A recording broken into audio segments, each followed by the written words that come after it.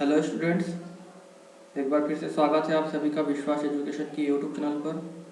और आज हम कक्षा छठवीं का सामाजिक अध्ययन का आखिरी अध्याय देखने वाले हैं, अध्याय 9, शहरी क्षेत्र में आजीविका। इससे पहले अध्याय 8 में हमने ग्रामीण क्षेत्र में आजीविका के बारे में देखा और इस अध्याय में हम शहरी लोगों का जीवन कैसा होता है, उन लोग कैसे जीवन निर्वाह करते हैं, उनके आय के साधन और अलग अलग लोगों के जीवन के बारे में इसमें अच्छे से समझेंगे। तो हमें जो है ग्रामीण के साथ साथ शहरी लोगों के जीवन के बारे में भी जानना बहुत ज़रूरी है और ये एनसीईआरटी पुस्तक ही बहुत अच्छे से इसको एक्सप्लेन कर पाती है कहानियों के माध्यम से। तो चलिए समय ना गवाते हुए हम इस अध्याय को शुरू करते हैं।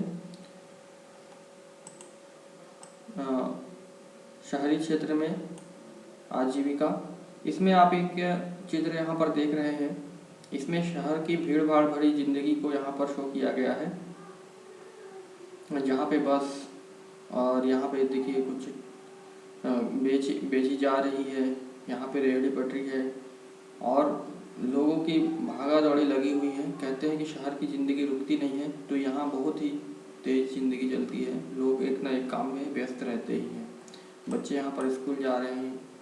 तो यहाँ पहले से ही जो है यहाँ पर टेबल में क्वेश्चन बॉक्स में यहाँ पर दिया गया है। देखिए इस चित्र में आप क्या देख रहे हैं। तो चित्र में शहर की एक व्यस्त सड़क दिखाई दे रही है। सड़क पर काफ़ी भीड़ भाड़ है और गाड़ियाँ, स्कूटर, बसें, साइकिल तथा पैदल लोग हैं। अलग अलग तरह की दुकानें, रेहड़ी पर सामान बेचने वाले, फुटपाथ पर काम करने वाले, अखबार बेचने वाले तथा विभिन्न काम करने वाले लोग यहाँ पर दिखाई दे रहे हैं, जो कि आपको यहाँ पर दिख रहे हैं। दूसरा जो है, आप पहले ही ग्रामीण क्षेत्रों के लोगों के कार्यों के बारे में पढ़ चुके हैं। अब पिछले पाठ में दिए गए ग्रामीण क्षेत्र के कार्यों के चित्र से इस चित्र की तुलना कीजिए। तो याद होगा जो पिछली बार हमने जो चित्र देखा था उसमें देखेंगे तो कोई ज़्यादा भीड़ भाड़ नहीं था। उस चित्र को एक बार फिर से यहाँ पर देख लीजिए। ये जो है गांव का चित्र था पिछले अध्याय का, ग्रामीण क्षेत्र में आजीविका।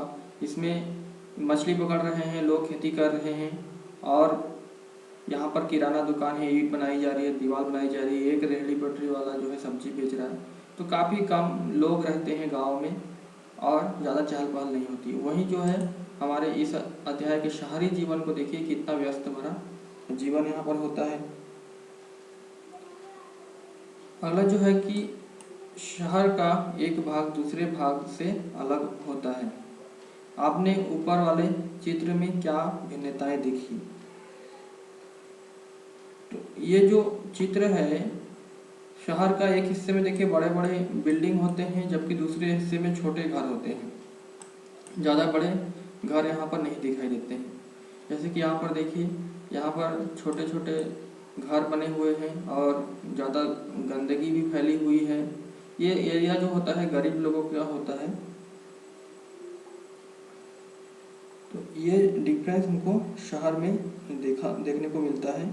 शहर के कुछ भागों में ऊंची ऊंची इमारतें होती है तथा वाहनों की काफ़ी भीड़ भाड़ होती है, जबकि कुछ भागों में छोटे छोटे घर होते हैं तथा काफ़ी भीड़ भाड़ होती है और फुटपाथ पर काम करने वाले तथा अन्य सेवाएं उपलब्ध कराने वाले लोग भी यहाँ पर होते हैं। यहाँ पर जो कुछ शहरी क्षेत्र के बारे में दिया गया है, इसको पढ़ लेते हैं।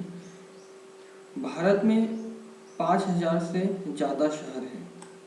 कितने हैं? 5000 से ज़्यादा शहर। और गांव हमने कितने देखे थे? 6 लाख से भी ज़्यादा देखे थे। 27 महानगर हैं, चेन्नई, मुंबई, दिल्ली, कोलकाता, और प्रत्येक महानगर में 10 लाख से भी ज़्यादा लोग रहते हैं। तो जो महानगर हैं वो कितने हैं?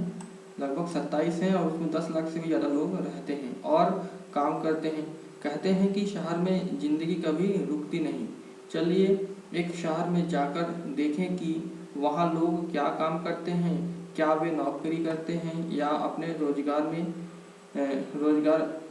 कैसे में लगे हैं, वे अपना जीवन कैसे चलाते हैं, क्या रोजगार और कमाई के मौके समान रूप से सभी को मिलते हैं।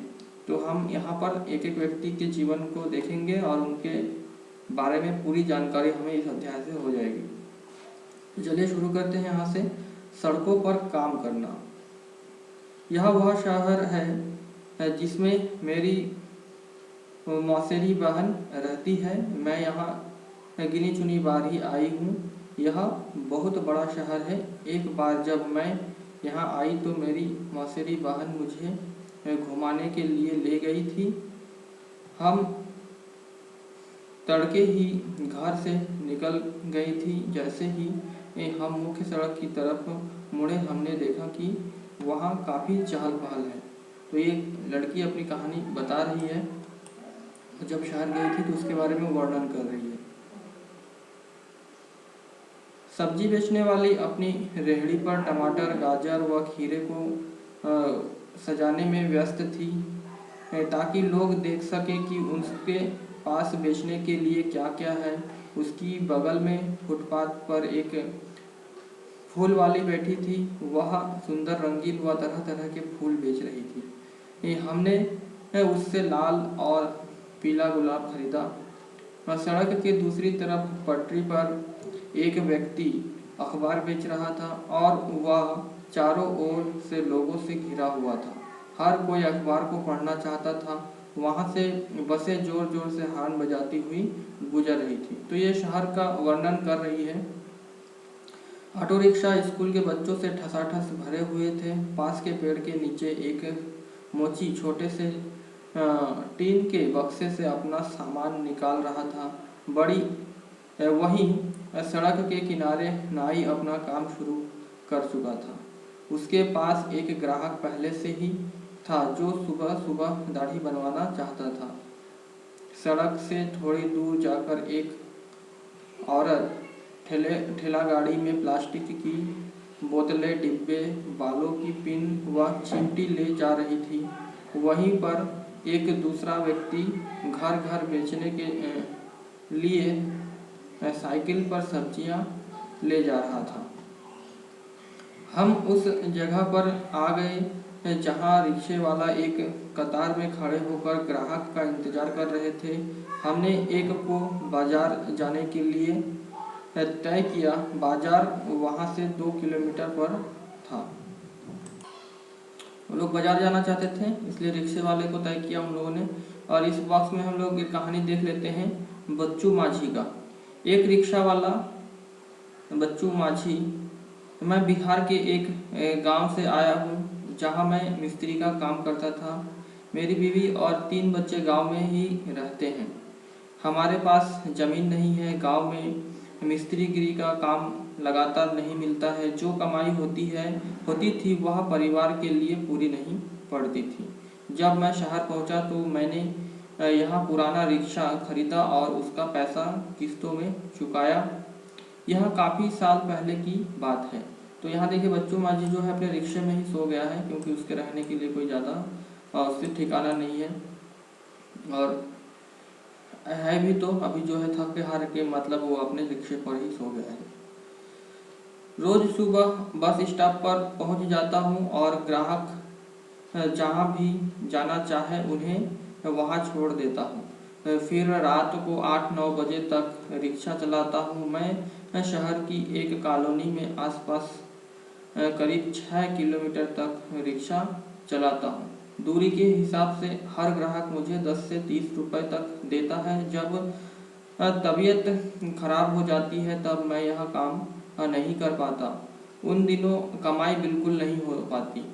मैं अपने दोस्तों के साथ किराए के कमरे में रहता हूँ। वे सब पास की फैक्ट्री में काम करते हैं। कहाँ रहता है? किराए के कमरे में रहता है दोस्तों के साथ में। रोज 200 से 300 रुपये तक मेरी कमाई हो जाती है, जिसमें से 100-150 रुपये खाने और किराए पर खर्च हो जाते हैं। बाकी मैं परिवार के लिए बचा लेता हूँ। साल में 2-3 बार मैं अपने परिवार से मिलने गांव जाता हूँ। जो पैसा शहर से भेजता हूँ मेरे परिवार उसी पर जीता है। और कभी कभार मेरी बीवी खेतों में मजदूरी करके थोड़ा बहुत कमा लेती है। तो ये एक जो है रिक्शा वाले की कहानी, बच्चू माझी की कहानी आपको यहाँ पर स्पष्ट समझ आ रही है कि उनका जीवन कितना कठिनाई से गुजरता है। बच्चू माझी शहर क्यों आया? तो बच्चू माझी शहर में काम की तलाश में आया था। गांव में वह मिस्त्री का काम करता था, परंतु उसे नियमित रूप से काम नहीं मिलता था। जो कमाई होती थी जो वह परिवार के लिए पूरा नहीं हो पाता था, इसलिए बच्चू माझी जो है शहर में आया। दूसरा प्रश्न है, बच्चू अपने परिवार के साथ क्यों नहीं रह सकता? तो बच्चू माझी गांव से शहर आया था और उसका परिवार जो है गांव में रहता था, इसलिए वह अपने परिवार के साथ नहीं रह सकता था। किसी सब्जी वाली या ठेले वाले से बात करिए और पता लगाइए कि वे अपना काम कैसे करते हैं, तैयारी, खरीदना, बेचना इत्यादि। तो कोई भी जो सब्जी वाला होता है, सब्जी बेचने वाले सुबह सुबह जो है थोक की मंडी से सब्जियां खरीदते हैं और वे ज़्यादा से ज़्यादा प्रकार की सब्जियां प्राप्त करने की कोशिश करते हैं ताकि वह सभी प्रकार के ग्राहकों की आवश्यकता को पूरा कर सके। वे गली गली आवाज़ लगाकर सब्जियां बेचते हैं और शाम तक अपनी सारी सब्जियां बेचने का वो लोग प्रयास भी करते हैं। अगला जो है, बच्चों को एक दिन की छुट्टी लेने से पहले भी सोचना पड़ता है, क्यों? तो बच्चू माझी रिक्शा चलाकर एक दिन में 80 से 100 रुपये तक बचा लेता है। जिस दिन वह छुट्टी करता है तो उस दिन कमाई नहीं होती है और जिससे कि उससे 80 से 100 रुपये का नुकसान हो जाता है। यदि वह छुट्टी करेगा तो पैसा कम बचा कर अपने गांव परिवार के पास नहीं भेजवा पाएगा, इसलिए उसको एक दिन भी छुट्टी करने के लिए सोचना पड़ जाता है। बच्चू माझी की तरह ही शहर में कई सारे लोग सड़कों पर काम करते हैं। वे चीज़ें बेचते हैं, उनकी मरम्मत करते हैं या कोई सेवा देते हैं। वे स्वरोजगार में लगे हैं, उनको कोई दूसरा व्यक्ति रोजगार नहीं देता है, इसलिए उन्हें अपना काम खुद ही संभालना पड़ता है। वे खुद योजना बनाते हैं कि कितना माल खरीदें और कहाँ व कैसे अपनी दुकान लगाएं। उनकी दुकानें अस्थायी होती है, कभी कभी तो टूटे फूटे गत्ते के डिब्बे या बक्सों पर कागज फैलाकर दुकान बन जाती है या खंभों पर तिरपाल या प्लास्टिक चढ़ा लेते हैं। वे अपने ठेले या सड़क की ही पटरी पर जो है प्लास्टिक बिछा कर भी अपना काम चला लेते हैं। उनको पुलिस कभी भी अपनी दुकान हटाने के लिए कह देती है और उनके पास कोई सुरक्षा नहीं होती। कई ऐसी भी जगह है जहां ठेले वालों को घुसने भी नहीं दिया जाता है। ठेले वाले जो चीज़ें बेचते हैं वे अक्सर घर पर उनके परिवार वाले बनाते हैं। परिवार वाले चीज़ों को खरीद कर साफ करके छांट करके बेचने के लिए तैयार करते हैं। उदाहरण के लिए जो सड़कों पर खाना या नाश्ता बेचते हैं वह ज़्यादातर घर पर ही बनाया जाता है। तो इस तरह से जो है जो डेली जो खाना वगैरह बनाते हैं तो वो लोग जो है घर पर ही सारी चीज़ों को बनाते हैं और उनको जो है कई जगह पर जो है घुसने भी नहीं दिया जाता है, उनको प्रवेश पर रोक लगा दिया जाता है। तो उनको बहुत ज़्यादा उससे नुकसान भी होता है और उनके आत्मसम्मान को भी ठेस पहुंचता है। अहमदाबाद शहर के एक सर्वेक्षण में पाया गया कि काम करने वालों में से 12% लोग सड़कों पर काम कर रहे हैं। देखिए कितना, 12% लोग जो है सड़कों पर ही काम करते हैं। हमारे देश के शहरी इलाकों में लगभग 1 करोड़ लोग फुटपाथ और ठेलों पर सामान बेचते हैं। देखिए कितनी ज़्यादा संख्या, 1 करोड़ लोग है ना। अभी हाल फिलहाल तक गलियों और फुटपाथ पर इस काम को यातायात और पैदल चलने वाले लोगों के लिए एक रुकावट की तरह देखा जाता था, लेकिन कई संस्थाओं के प्रयास से अब इसको सभी के लिए उपयोगी और आजीविका कमाने के अधिकार के रूप में देखा जा रहा है। सरकार भी उस कानून को बदलने पर विचार कर रही है जिससे उन पर प्रतिबंध लगा हुआ था। कानून में बदलाव आने से उनके पास काम करने की जगह होगी और यातायात एवं लोगों का आवागमन भी सहज रूप से हो पाएगा। तो जो शहर में लोगों को दिक्कतें होती है रेहड़ी पटरी से और फुटपाथ की दुकानों से, उसको जो है हटाने की बात कही गई थी। लेकिन बाद में फिर जो कानून में संशोधन किया गया है कि ऐसा सुझाव है कि शहरों में कुछ इलाके फुटपाथ और ठेले पर सामान बेचने वालों के लिए तय किया जाएगा। कुछ क्षेत्र होंगे जैसे कि आप देखेंगे चौपाटी वगैरह रहता है, जहाँ पर चाट वगैरह जो भी ठेले रहते हैं उसको वहाँ पर लगाया जाता है, तो एक विशेष स्थान उनको दिया जाएगा। यह भी सुझाव है कि उन्हें खुले रूप से आने जाने की अनुमति हो और वे लोग उन समितियों में रखे जाएं जो इन मुद्दों पर निर्णय लेते हैं। तो इनको जो है अब थोड़ी सी जो है सहूलियत दी जाएगी इन सब कामों को करने के लिए। आप देख लेते हैं बाजार में, जब वो लड़की बाजार पहुंची, कह रही है कि जब हम बाजार पहुंचे तो दुकानें अभी खुलनी शुरू ही हुई थी, लेकिन त्योहार के कारण वहाँ बहुत भीड़ हो चुकी थी। वहाँ मिठाई, खिलौने, कपड़े, चप्पल, बर्तन, बिजली के सामान इत्यादि की दुकानों की कतार पर कतार थी। एक कोने में दांतों के डॉक्टर का क्लिनिक था। मेरी मौसेरी बहन ने उनसे पहले से यही समय ले रखा था। हम वहाँ पहले पहुँच गए जिससे हमारी बारी ना चली जाए। हमें थोड़ी देर एक कमरे में इंतजार करना पड़ा। डॉक्टर ने उसके दांतों का परीक्षण किया और दांत का छेद भरवाने के लिए अगले दिन आने को कहा। वह बहुत डर गई थी क्योंकि उसने सोचा कि एक तो अपना दांत खराब होने दिया और ऊपर से इतना दर्द सहन करना पड़ेगा।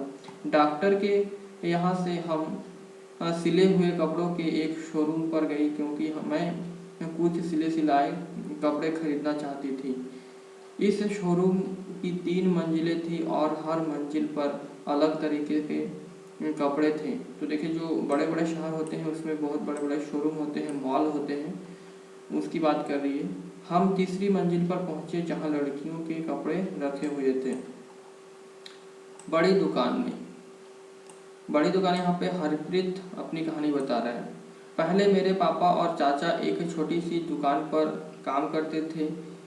इतवार को और त्योहारों के समय में और मेरी माँ उनकी मदद करते थे।